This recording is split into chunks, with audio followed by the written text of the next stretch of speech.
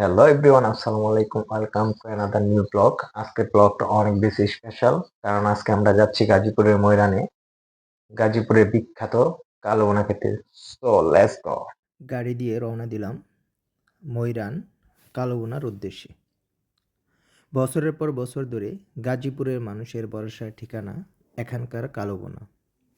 রাস্তার পাশেই ছোট হোটেল, কিন্তু টেস্ট একেবারে কিংবদন্তি। অবশেষে এসে পৌঁছালাম গাজীপুরের বিখ্যাত কালোবোনার দোকান আলামিনের হোটেলে।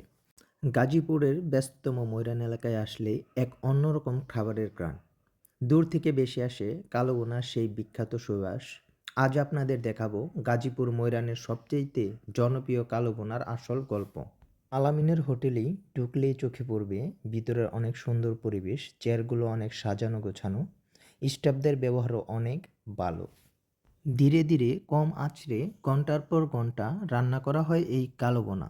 মশলা, পেঁয়াজ আর রান্নার ধৈর্য সব মিলিয়ে তৈরি হয় গাজীপুরের বিখ্যাত কালোবোনার আসল স্বাদ। আলামিনের হোটেলের সালাদ ও ভর্তাবাজিগুলো অনেক সুন্দরভাবে সাজানো গোছানো থাকে।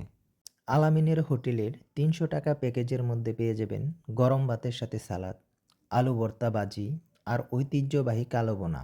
সত্যি এক অন্যরকম অনুভূতি। মাংসটা নরম, জাল ঠিকঠাক আর প্রতিটি কামড়েই যেন লুকিয়ে আছে ঐতিহ্যের ছোঁয়া। বন্ধুরা, সত্যি কথা বলতে এটা শুধু খাবার না, এটা এক বিশেষ অনুভূতি। এই স্বাদ একবার মুখে দিলে ভুলে থাকা যায় না। যদি কখনো গাজীপুরের ময়রানে আসেন, এই কালোবোনা অবশ্যই মিস করবেন না। আমি ছিলাম রাসেল, আবার দেখা হবে নতুন আরেকটা ব্লগে। ভালো থাকুন, এই পেজটাকে ফলো দিয়ে আমার সাথে থাকুন। ধন্যবাদ সবাইকে।